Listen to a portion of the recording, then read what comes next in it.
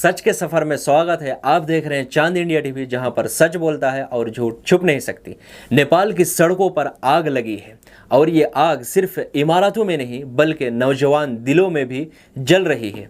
एक ऐसी आग जिसमें डूब गई एक सरकार और एक प्राइम मिनिस्टर को कुर्सी छोड़कर भागनी पड़ी। सवाल ये है, क्या हुआ नेपाल में? क्यों उतरे जेनजी के हजारों जवान सड़कों पर और अब आगे क्या होगा? आइए इस वीडियो के अंदर जानते हैं। सिर्फ एक हफ्ते के अंदर नेपाल की पॉलिटिक्स उलट पलट हो गई है।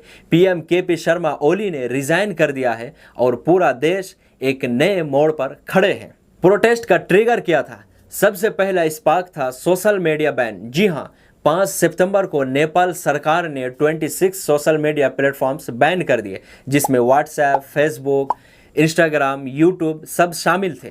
सरकार का कहना था कि ये कंपनीज उनके रूल्स फॉलो नहीं कर रही, लेकिन यूथ ने इसे अपनी आवाज़ दबाने की कोशिश माना। इससे पहले नेपो किड्स जैसे हैशटैग वायरल था, जिसमें लीडर्स के बच्चों की लग्जरी लाइफ स्टाइल एक्सपोज हो रही थी। Foreign trips, branded clothes, cars, जबकि आम नौजवान बेरोजगार हैं। ज़रा आप ये आंकड़ा देखिए, अनएम्प्लॉयमेंट 12.6% है और यूथ अनएम्प्लॉयमेंट 20% के आसपास। हर साल लाखों लोग जॉब्स की तलाश में बाहर माइग्रेट करते हैं। नेचुरली गुस्सा जमा हुआ था और बैन ने चिंगारी का काम किया। आखिर ये प्रोटेस्ट बढ़ा कैसे? 8 सितंबर को स्टूडेंट्स और यूथ सड़कों पर उतर आए। शांति से शुरू हुआ प्रोटेस्ट पुलिस फायरिंग के बाद वायलेंट हो गया। सिर्फ एक दिन में 19 लोग जान गंवा बैठे। अगले ही दिन 9 सितंबर गुस्सा फट पड़ा। Parliament building, supreme court, Singh Darbar जैसे सरकारी ऑफिसेस, हत्ता के पीएम ओली का प्राइवेट रेसिडेंस तक जला दिए गए। सबसे शॉकिंग सेंस, जेल तोड़कर लगभग 13,000 कैदी भाग भी गए।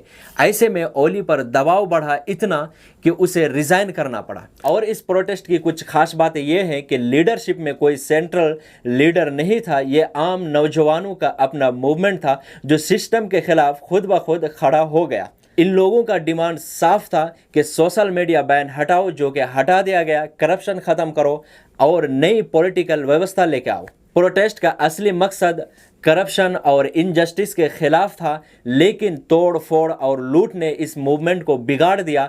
यूथ ने ओपनली कहा है कि वायलेंस उनकी चॉइस नहीं थी, ये आउटसाइडर का एजेंडा था। और इंटरनेशनल रिस्पांस में यूएस, यूके, जापान जैसे कंट्रीज ने पीसफुल प्रोटेस्ट का सपोर्ट किया है और इंडिया के पीएम मोदी ने भी शांति की अपील की है। और आज की सिचुएशन यानी 11 सितंबर जब मैं ये वीडियो बना रहा हूँ, पूरे देश भर में कर्फ्यू लागू है और काठमांडू से लेकर बॉर्डर टाउन्स तक आर्मी ने अपना कंट्रोल संभाल लिया है। पीएम के रिजाइन करने के बाद अभी तक कोई क्लियर लीडर नहीं आया है। अभी सबकी निगाहें इस बात पर टिकी हुई है कि आर्मी और यूथ लीडर्स के बीच हो रही बातचीत से एक नई, ईमानदार और मजबूत सरकार कैसे बन पाएगी। Former chief justice Sushila Karki का नाम सामने आया है। उन्हें एक ईमानदार और निडर लीडर माना जाता है, लेकिन उनकी अपॉइंटमेंट में अभी कुछ कानूनी रुकावटें हैं।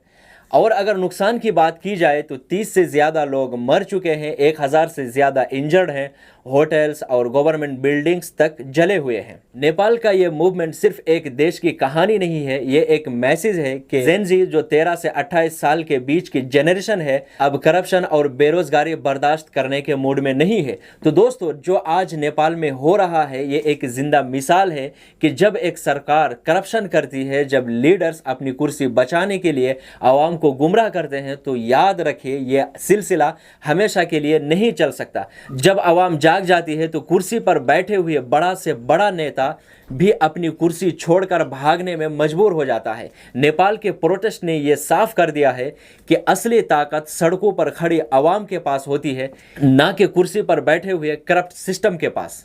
आपको क्या लगता है, क्या नेपाल के युवा अपने देश को एक नए दौर में ले जा पाएंगे? आप अपना जवाब कमेंट में दे सकते हैं। चलिए मिलते हैं अगली वीडियो में एक नए टॉपिक के साथ। तब तक के लिए आप हमारे इस चैनल को सब्सक्राइब कर सकते हैं और वीडियो को एक दूसरे के साथ शेयर भी कर सकते हैं।